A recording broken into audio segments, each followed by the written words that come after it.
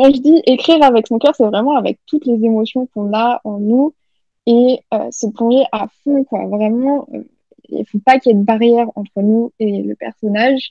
C'est pour ça que parfois, moi-même, j'ai du mal à vraiment être satisfaite de ce que j'écris, c'est parce que je sens parfois qu'il y a une barrière et que je suis pas à 100%. Tu écoutes le Café des auteurs, le podcast pour les auteurs en herbe perdus dans la jungle des conseils contradictoires. Moi, c'est Ingrid Lemaire, je suis auteure et coach sur l'école d'écriture en ligne j'écrisunroman.eu. Ma mission avec ce podcast, c'est de te guider pour que tu puisses écrire le livre de tes rêves et le publier grâce à des conseils concrets et bienveillants et des auteurs qui te dévoilent tous leurs secrets. Alors prépare ta boisson chaude favorite, c'est l'heure de souffler un peu. Hello collègue écrivain, je suis très contente dans cet épisode de te présenter Louise Langlois, que je suivais depuis très longtemps sur les réseaux sociaux et qui a la particularité d'avoir été publiée en librairie assez récemment pour un livre appelé Endless Fall, dont nous te parlerons longuement dans cet épisode, qui est publié suite à une publication sur Wattpad. Ce n'était pas le premier ouvrage que Louise a écrit sur la plateforme, mais c'est celui qui lui a permis d'accéder aux librairies. Et du coup, j'avais envie de revoir avec Louise son parcours, pourquoi Wattpad, comment elle en est venue à écrire ce roman-là notamment, et comment s'est passée la publication de son roman. Tu verras, c'est un parcours assez particulier. Nous parlons également de comment Louise est active sur les réseaux sociaux et comment elle communique autour de l'écriture et de ses projets avec sa chouette communauté. Nous parlons aussi de sujets autour de l'écriture et notamment de mon dada, la confiance en soi. Je te laisse donc avec notre épisode. N'oublie pas que tous les liens pour retrouver Louise, son livre et ses réseaux figurent dans les notes du podcast. Bonne écoute! Et on est avec Louise Langlois. Hello Louise, bienvenue dans le Café des auteurs. Très contente de t'avoir ici. Moi aussi, je suis contente d'être là, écoute. Est-ce que tu pourrais te présenter pour nos auditeurs qui te connaîtraient pas? Alors, du coup, moi, c'est Louise Langlois. J'ai 20 ans et j'ai commencé à écrire quand j'avais à peu près 10 ans. Je me suis inscrite sur Wattpad en 2016 et j'ai commencé à poster mes romans dessus à peu près cette période-là. J'en ai posté plusieurs avant d'écrire Endless Fall, du coup, que j'ai posté aussi sur la plateforme, que j'ai réécrit plusieurs fois. Et il a été repéré par Nisha, etc. Cette année, en février 2023. Et il est sorti donc chez Nisha, en librairie, le 10 octobre dernier. Ce qui est tout récent. Et donc, on va fêter ça pendant cet épisode. Mais effectivement, tu nous as dit que tu as commencé, à écrire à 10 ans, que tu as commencé à poster plutôt sur Wattpad à 16. Comment t'étais au début, pendant tes débuts d'auteur? Parce que c'est quand même quelque chose de poster sur Wattpad quand on écrit un peu dans son coin et tout. Alors, j'ai commencé à poster sur Wattpad en 2016. J'ai pas commencé à poster quand j'avais 16 ans. Ouais. Alors, en fait, moi, de base, j'ai commencé à écrire quand j'avais 10 ans, du coup, parce que j'ai dit à ma mère, c'est vraiment une anecdote, j'ai dit à ma mère que j'inventais beaucoup des histoires pour mes poupées. Je sais pas si tu connais les Monster High. À Ah l'époque, bah oui. je jouais avec ça. Je dis à ma mère, ouais, moi, toutes les nuits, j'invente des histoires pour les Monster High et tout. Et ma mère m'a dit, mais pourquoi tu les écris pas? Donc bref, mon premier roman est basé sur des Monster High. Voilà, et je l'ai écrit dans des cahiers, parce que je n'avais pas d'ordinateur à l'époque. Donc j'ai 2 cahiers remplis que de ça. Et je me suis inscrite sur Wattpad en lisant, je sais pas si tu connais la saga d'Emily de Estelle Mascam. Et en fait, derrière, comme elle a commencé sur Wattpad, derrière, il y avait écrit qu'elle venait de Wattpad, donc je me suis inscrite. Et c'est comme ça que l'aventure a commencé. J'ai eu mon ordinateur après, quand j'ai grandi, en 2016. Et du coup, j'ai tapé sur l'ordinateur les chapitres que j'avais écrits sur les cahiers, là. Je les ai un peu réécrits et tout, puisque j'avais grandi entre-temps. Et j'ai posté genre vraiment sur un coup de tête. Il n'y avait pas du tout d'intention. Je me suis juste dit pourquoi pas moi. Il y avait vraiment... Je me suis dit why not. Il n'y avait vraiment aucune réflexion derrière cette première publication. Finalement, tant mieux. Comme ça, tu t'es lancée. Oui, vraiment. Et du coup, tu as parlé de d'Emily, donc Did I Mention I Love You? On mettra les petites explications dans les notes du podcast. Est-ce qu'il y a d'autres auteurs ou personnalités peut-être qui t'ont influencé, je pense pas que à Wattpad, tu vois, mais aussi pour toi, pour les romans que t'as écrits? Alors, Moi, j'ai l'impression d'avoir été beaucoup influencée plutôt par ce que je regardais quand j'étais jeune. Genre, par exemple, les Disney Channel Original Movie, tous ces trucs-là. Après, je pense que j'ai été influencée aussi par un de mes auteurs préférés qui est John Green. J'aime beaucoup cet auteur, vraiment. Il a écrit mon livre préféré Qui es-tu Alaska. Vraiment un génie, cet homme, un génie. Après, j'ai beaucoup lu quand j'étais jeune, donc je pourrais pas vraiment dire. J'ai lu tout ce qui est Les Aurélie Laflamme, Meilleurs ennemis, etc. Quand j'ai commencé à écrire sur Wattpad, je lisais aussi les romans de Lorraine Rossard, qui aujourd'hui est devenue une amie à moi, mais voilà, à la base, j'étais une de ses lectrices. Donc je pense que je pourrais pas dire une influence en particulier, mais un mélange de tout ça, tu vois, un environnement qui a construit mon imaginaire à moi, on va dire. Et du coup, quand tu t'es lancé sur Wattpad, c'était parce que t'avais vu que l'autrice de Dimily en venait? Oui, c'est ça. C'est ça. Vraiment, c'est comme ça que j'ai découvert Wattpad. J'aime bien, du coup c'est simple, ok. Et du coup c'était pour quel projet alors? Parce que c'était pas Endless Fall.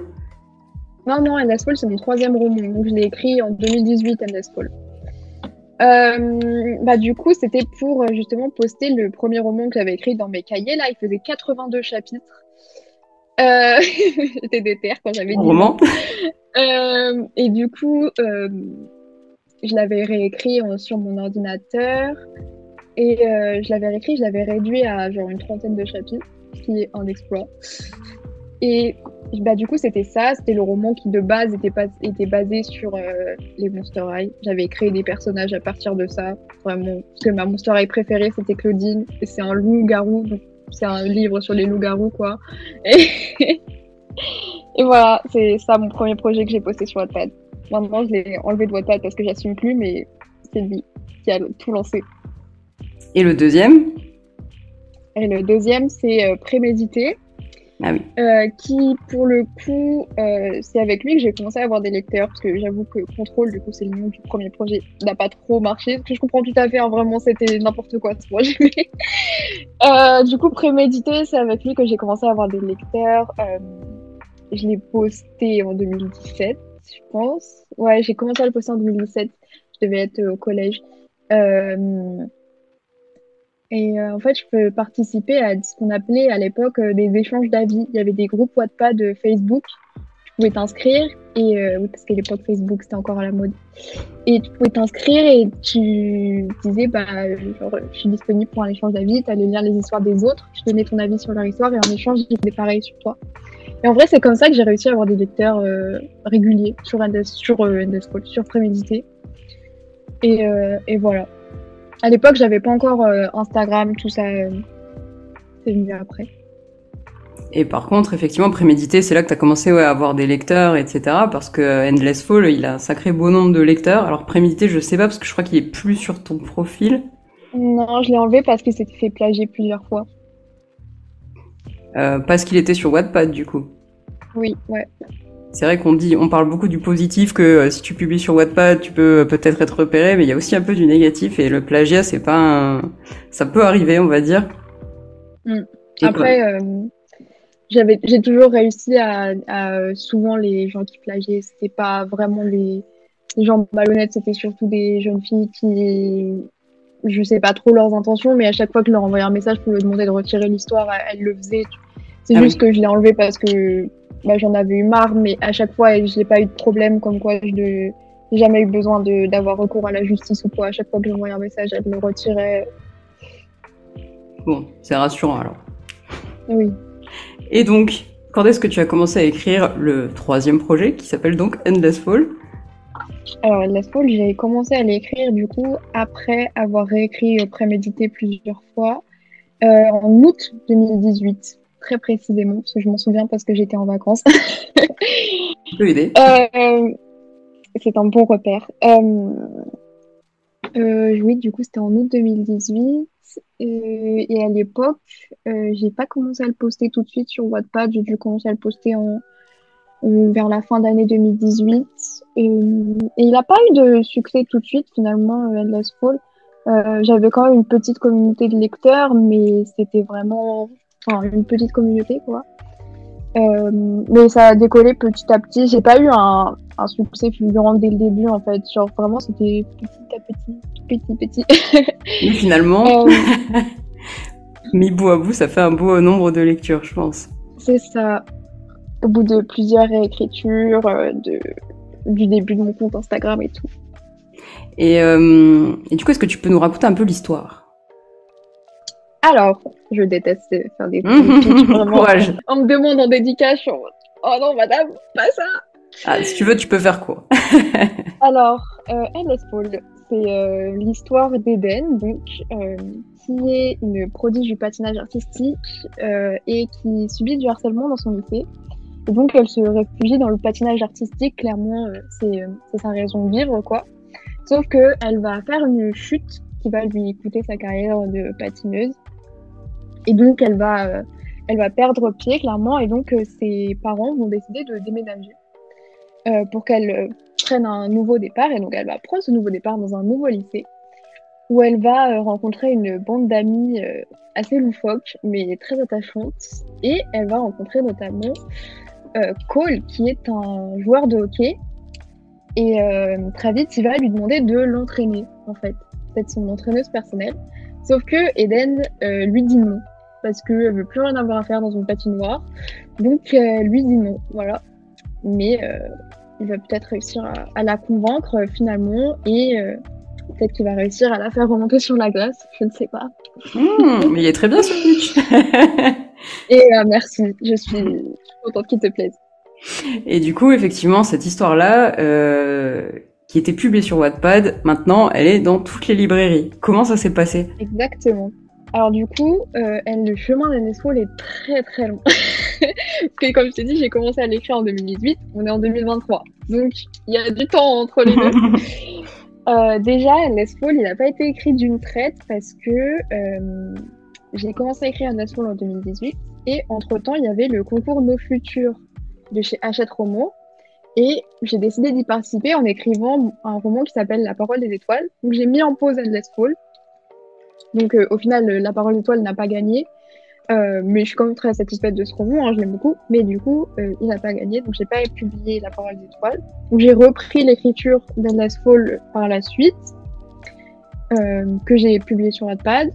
Ensuite, fast forward to 2020, ou 2020-2021, je crois, où je suis en prépa. Et il y a une nouvelle édition de Nos Futurs. Et une de mes copines me propose pourquoi tu participerais pas avec Endless Fall. Donc je profite de l'occasion pour réécrire Endless Fall.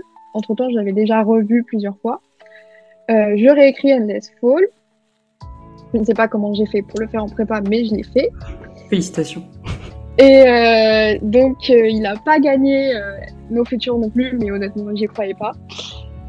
Mais ça a été l'occasion de le réécrire. Donc j'ai posté la réécriture sur Wattpad, je l'ai laissé vivre sa vie sur Wattpad.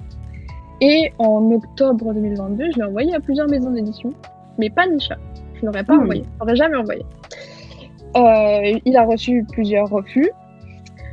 Et en février 2023, je reçois un mail d'une éditrice, de la responsable éditoriale de chez Nisha, qui me dit qu'ils ont eu un coup de cœur pour Endless Fall sur Wattpad.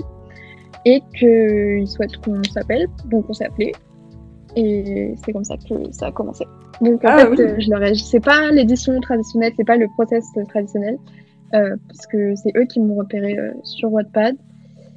Mais ils acceptent aussi les manuscrits. C'est juste que moi, je leur avais pas envoyé en fait. C'est marrant parce qu'effectivement, je trouve que c'est quand même quelque chose qu'on peut négliger un peu, même si on a, j'ai envie de dire pas forcément énormément de succès sur Wattpad ou quoi. Bon, toi, t'en avais quand même pas mal. Mais par contre, si la maison d'édition a un coup de cœur, peu importe, entre guillemets, le nombre de lectures. J'exagère parce qu'après Wattpad fait remonter les projets qui ont le plus de succès, mais c'est pas une raison, ouais. Super. Il me semblait bien, mais j'avais quelques doutes. J'étais plus sûre si c'était effectivement bien repéré sur Wattpad. Alors, t'as quand même parlé d'un truc qui m'intrigue, parce que moi, j'étais en prépa et clairement, j'écrivais 5 minutes par semaine, je pense aussi. Bon, alors, je sais que maintenant, t'y es plus, c'est ça? Non, j'y suis plus. Mais en tout cas, même si tu y étais et que là, tu es, à mon avis, quand même bien occupé avec tes études, comment on fait pour écrire à côté de ces études? Alors, quand j'étais au lycée, j'écrivais pendant toutes les heures de trou que je trouvais vraiment. Au lycée, on n'avait pas le droit d'avoir notre ordinateur. Du coup, je sortais, j'allais dans un café et j'allais écrire. Alors après, du coup, après le lycée, je suis allée en prépa et je ne sais pas vraiment comment j'ai fait pour écrire des fois. Je pense que j'ai pas très bien vécu ma prépa. Et donc, du coup, j'ai vraiment utilisé Endless Fall comme une bouée de sauvetage. Vraiment, de toute la période où j'ai réécrit Endless Fall, je me suis vraiment raccrochée à ça pour me retrouver et tout. Et c'est vraiment une argumentation pétée, mais c'est vrai que je me suis vraiment raccrochée à Endless Fall pour mieux vivre la période dans laquelle j'étais. Je n'ai pas de recette magique pour pouvoir écrire en prépa. Même moi, je sais pas si je pourrais le refaire aujourd'hui, mais je me levais plus tôt pour écrire le matin. J'écrivais le soir, j'écrivais pendant des heures où j'aurais probablement dû être en train de réviser mon grec.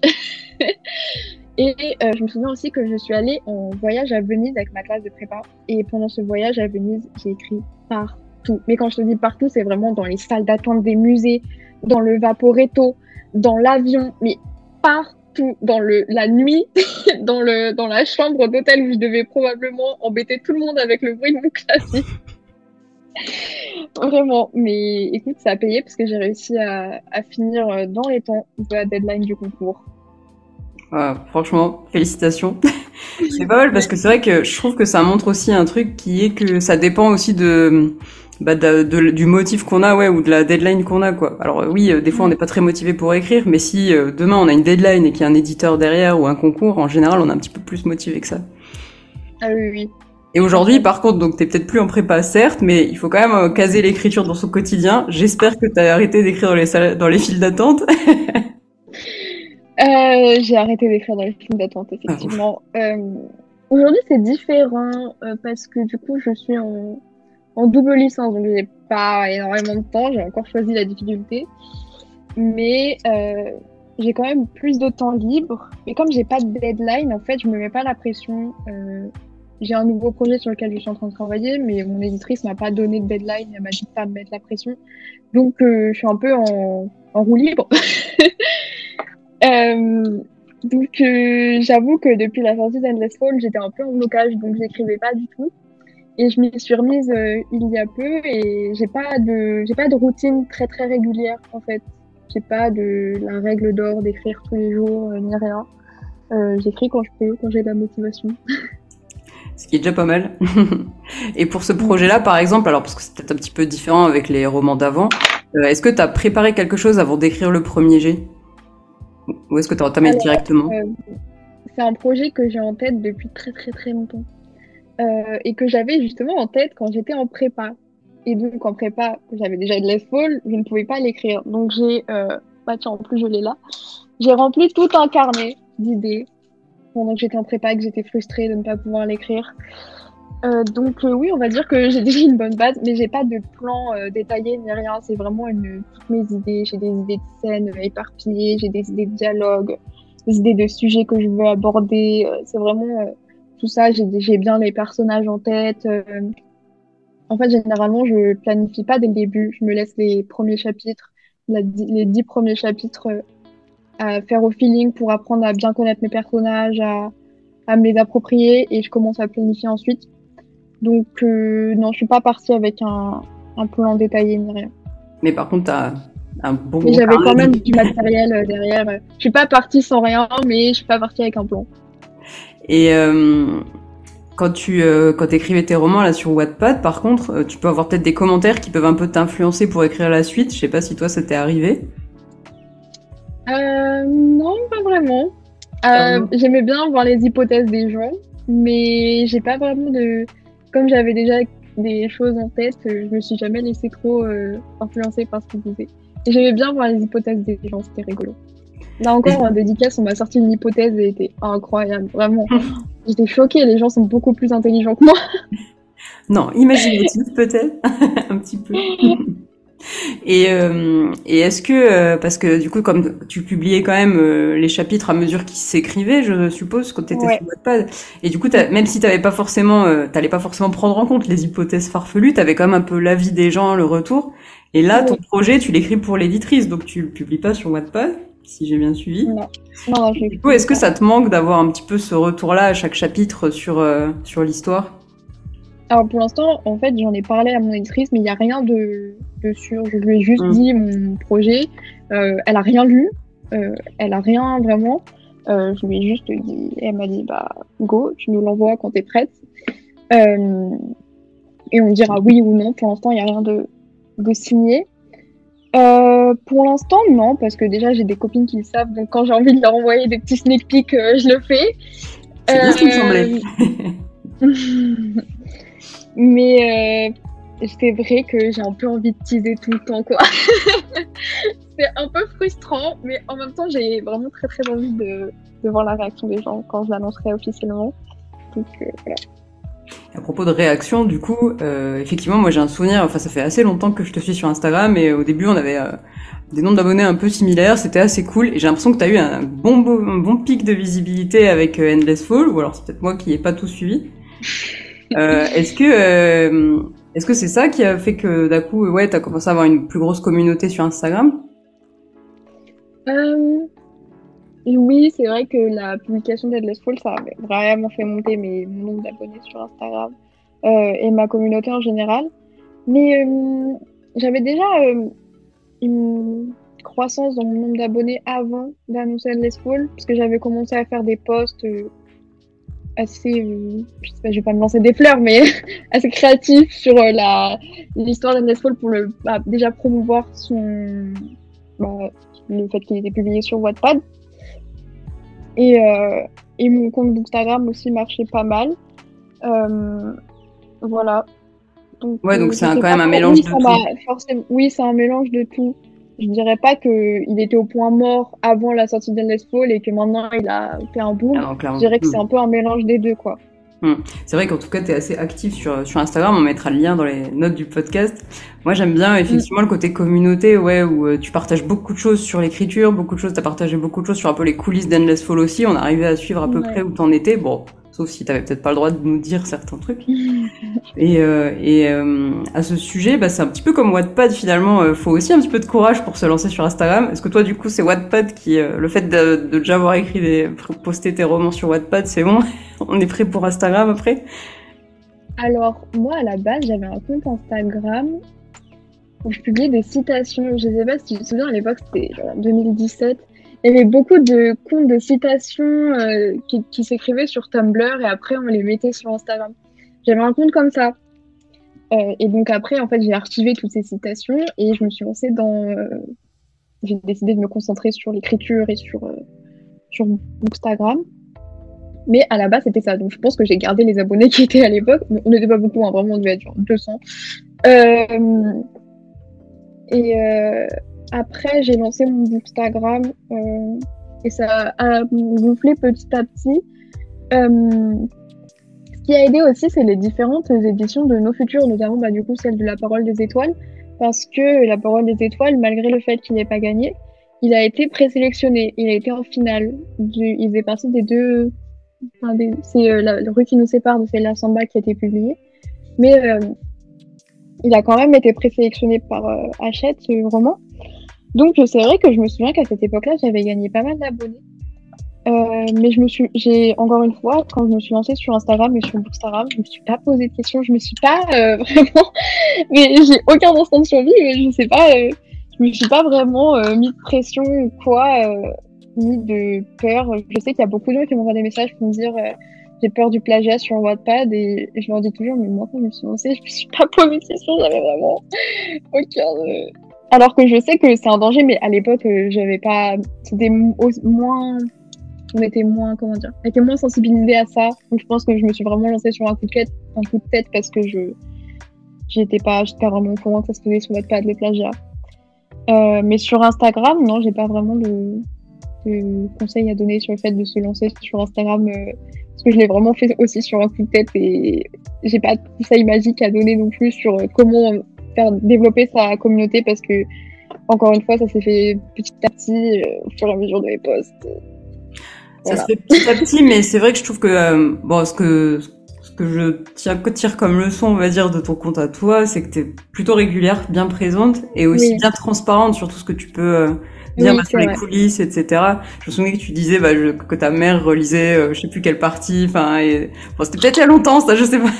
Mais c'est vrai que je trouvais que c'était assez naturel finalement aussi, je pense. Et ça pourrait déjà être un conseil de base, de pas faire quelque chose qui nous semble pas naturel pour nous, quoi. Oui, oui, c'est vrai que c'est quelque chose qu'on me dit souvent, c'est que le fait que, enfin, ma personnalité est très présente sur mon compte Instagram. C'est pas un compte Instagram artificiel. Je pense que c'est aussi parce que je suis très présente en story. Mm. Je mets beaucoup de stories sur ma vie perso. Je raconte beaucoup mes bêtises, les péripéties qui m'arrivent. Mais oui, j'ai beaucoup fait aussi, ce qui m'a pas mal, ce qui me plaisait beaucoup, c'était les posts que je faisais à cœur ouvert. J'ai fait beaucoup ça pendant la période du Covid notamment, ou même avant de rentrer en prépa, même pendant ma prépa où j'en faisais, où j'expliquais mes états d'âme Mm. concernant l'écriture, concernant mon parcours. Et c'est vrai que ça plaisait beaucoup parce j'ai vu beaucoup d'abonnés qui se retrouvaient dans ce que je disais. C'est vrai que tu donnes aussi des conseils aux personnes qui écrivent de temps en temps, pas si souvent maintenant parce que tu dois être plus concentré sur Endless Fall, mais c'est vrai que j'aimais bien parce que ça faisait un univers quand même, mais ça reste Ouais. cohérent, mais on peut aussi, même si on cherche des lecteurs, parler un petit peu d'écriture, enfin ça c'est normal quoi. Et je trouve qu'effectivement le côté coulisses, ouais, et que ce soit ta vie, ton processus d'écriture, les blocages que t'as pu avoir, c'est vrai que ça aide aussi de parler de ce genre de sujet, même si c'est pas forcément évident. Oui, oui, bien sûr. À propos de tout ça, justement, moi j'ai une question que je pose à tout le monde sur le podcast, c'est mon dada, à savoir la confiance en soi. Comment ça a évolué pour toi depuis peut-être les débuts sur Wattpad, quand tu postais les premiers chapitres, à aujourd'hui où t'es quand même dans les librairies et tu fais des dédicaces? Ouh, Je vois la grimace. c'est une question délicate.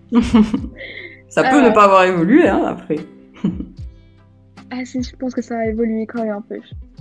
Il faut savoir que je suis pas quelqu'un qui a beaucoup de confiance en elle de manière générale. Pas forcément dans l'écriture, de manière générale, j'ai pas beaucoup d'estime de moi-même. On va dire que comme le reste, ce que j'ai dit, je suis quelqu'un qui marche beaucoup au feeling. Donc quand je me suis lancée dans l'écriture, je ne savais pas ce que c'était le doute. Puis je me suis lancée sur Wattpad, j'ai vu que beaucoup de gens écrivaient bien et je me suis dit, je commence à expérimenter la comparaison. Je me souviens pas cependant que mes débuts sur Wattpad étaient beaucoup marqués par ça, honnêtement. Parce que je pense que c'était jeune, tout simplement. Euh, mais je sais que ça, en fait, moi, ça marche beaucoup comme des montagnes russes. Il y a des moments où je vais me dire, Louise, c'est vraiment qu'une merde, t'écris comme de la daube et tout. Et puis après, tu vas relire ton manuscrit et tu vas te dire, cette phrase est pas mal. En fait, peut-être que t'as un petit truc. Et 2 semaines après, ça va repartir en down. Donc, j'ai vraiment une relation très mouvementée avec mon estime de moi et de mon écriture, qui n'a pas vraiment changé depuis ma publication en librairie. Au contraire, je pense que ça s'est empiré. Parce que je suis très contente de la sortie d'Endless Fall. Vraiment, je reçois beaucoup de retours positifs et ça me fait beaucoup trop plaisir. Mais ça me met un peu l'impression. Parce que maintenant, du coup, je suis en train d'écrire mon nouveau projet et je suis pas hyper satisfaite de ce que j'écris parce que je me dis, imagine, t'écris mal par rapport à Endless Fall. Donc, c'est coup-ci coup-ça, on va dire. T'es pas la première à dire ça. Je crois que c'était Gabrielle Massad dans un ancien épisode qui est, elle, pour le coup, une autrice publiée de plusieurs polars, pareil et tout, qui me dit, mais tu sais, en fait, quand tu commences à être publié, t'as un peu la pression, ouais, comme tu dis, un peu supplémentaire. Tu te dis, mais si ça marche moins bien, etc., que celui d'avant. Et bon, alors effectivement, on va pas te décourager les gens, mais je pense aussi que quand tu commences à avoir plusieurs romans qui sont publiés, tu augmentes un petit peu tes attentes aussi envers toi-même. Oui, c'est ça. Surtout que, voilà, en fait, je m'en rends pas compte, mais Endless Fall, la première version que j'ai écrite, elle était pas parfaite. Elle était loin d'être parfaite même. Mais là, du coup, je suis dans mon premier jet et je m'attends à ce qu'il ait le même niveau que les milliers de réécritures d'Endless Fall, ce qui est totalement irréaliste. Faut que je me raisonne un peu, mais je le sais que je devrais pas être si dure avec ce premier jet qui n'est qu'un premier jet finalement. Il a besoin d'être retravaillé. Et s'il y avait pas le premier jet, tu pourrais pas le retravailler. C'est ça, exactement. Petit clin d'œil aux personnes qui procrastines un peu le premier jet. Et du coup, tu réponds souvent aux questions un peu de ta communauté, peut-être des personnes qui écrivent et qui te demandent justement comment se lancer sur Wattpad, etc. Même plus généralement, s'il y avait un auteur qui hésitait à se lancer, là, tu lui dirais quoi? Je dirais de le faire s'il a envie. Franchement, je dirais jamais à quelqu'un de ne pas se lancer sur Wattpad. Parce que pour moi, c'était vraiment une bonne expérience. Et la preuve, c'est grâce à Wattpad que je me suis fait publier. Mais vraiment, s'il en a envie, fonce. Il n'y a pas de raison pour moi de se mettre des barrières. On verra bien. Voilà, tout simplement. J'aime bien dire, qu'est-ce qui peut mal se passer? Pas grand-chose. Oui, voilà, c'est... En fait, je me dis, mais à chaque fois, je leur me pose la question, je dis la même chose, mais pourquoi tu as envie de le faire? Si tu réponds toi-même à cette question, tu le fais, en fait. Pour moi, il n'y a pas de raison de ne pas le faire. Il faut juste se lancer si on en a envie. Et puis après, on verra bien si ça se passe mal. T'as rien à perdre. Tu supprimes ton compte. Bah oui. Ou pas, tu le laisses, c'est jamais. Oui, ou alors tu le laisses inactif, mais en soi, voilà, au pire tu le fais sous un pseudo, il y a toujours des solutions pour se protéger si on en a vraiment envie. D'ailleurs, tu parles de pseudo, mais à l'époque où je t'ai rencontré sur Instagram, je pense que tu t'appelais Writing Live, il me semble. C'était il y a assez longtemps quand même, je crois. À quel moment est-ce que tu t'es dit maintenant je mets mon vrai nom? Je crois que c'est après La Parole des Étoiles. Je crois que c'est après, parce qu'en fait, après le concours de futur, la première édition, comme ça avait plutôt bien marché et que La Parole d'étoile avait été pas loin de se faire publier, on va dire, j'ai vraiment j'ai commencé à considérer le fait de me faire publier à proprement parler. Et je me suis dit, si je me fais publier, j'aimerais bien que les gens me retrouvent sur Instagram. Et donc, c'est comme ça que j'ai changé le nom de mon Instagram pour mettre mon vrai nom, tout simplement. Et par la même occasion, j'ai supprimé mon compte privé que je n'utilisais pas. Donc en fait, mon seul compte Instagram, c'est celui que tu connais. Parce que c'est vrai que c'est intéressant de voir aussi le moment où on passe du pseudo au nom. C'est qu'on commence, on fait un pas de plus vers notre carrière d'auteur, quoi. Parce que si c'est le nom qu'on veut mettre sur les bouquins et sur les couvertures des bouquins, autant avoir le compte qui va avec. Oui, c'est ça, en fait. C'était vraiment une question pratique. Je me suis dit, imagine un jour tu te fais publier. Je savais que je me ferais publier sous mon vrai nom. Je me suis dit, il faut que les lecteurs ils me retrouvent. Donc, je vais m'appeler Louise. Petit conseil pour les personnes qui ont encore Instagram sous pseudo. Alors, on met pas la pression, bien sûr. Mais c'est vrai que je trouve aussi que c'est une bonne idée au bout d'un moment de se dire, si au final, je veux que mon nom de plume, soit celui-là, mon vrai nom ou un autre, mais dans ce cas-là, qu'on ait le compte qui va avec. On commence à faire une démarche cohérente. Merci beaucoup, Louise, pour tous ces petits tips, j'ai envie de dire, et tout ce qui est toute cette bienveillance autour, je trouve, de Wattpad et d'Instagram. Tu nous as un petit peu parlé du coup de ton projet en cours. J'imagine que tu peux pas trop nous en dire, mais du coup, je retourne un petit peu la question. Est-ce que tu te vois, qu'est-ce que tu aimerais bien écrire, par exemple, comme roman dans les prochaines années? Peut-être pas de ce projet-là en cours, mais est-ce que tu as des livres que t'adorerais écrire, par exemple? Alors, du coup, j'aimerais bien terminer ce projet-là. J'ai beaucoup d'idées, en fait, et j'aimerais bien reprendre certains romans que j'ai déjà écrits. Par exemple, La Parole des Étoiles, j'aimerais bien le reprendre. Préméditer aussi, pourquoi pas, mais pour l'instant, c'est surtout La Parole des Étoiles que j'aimais bien reprendre, parce que j'aime beaucoup ce roman. Je pense qu'il a du potentiel. Et ensuite, j'ai incarné plein d'idées, donc je n'aurais qu'à choisir. Passion carnet aussi. Oui, vraiment.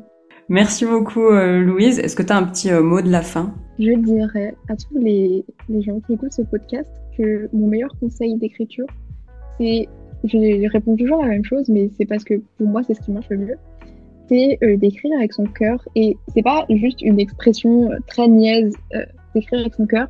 Je dis ça dans le sens où moi, les moments où j'ai le mieux écrit et où j'ai été le plus satisfaite de mes récits et de la tournure de mes phrases, etc. C'est vraiment dans les moments où j'ai ressenti mes scènes, en fait, où je me suis mis à la place de mon personnage, où vraiment je sentais la scène en moi.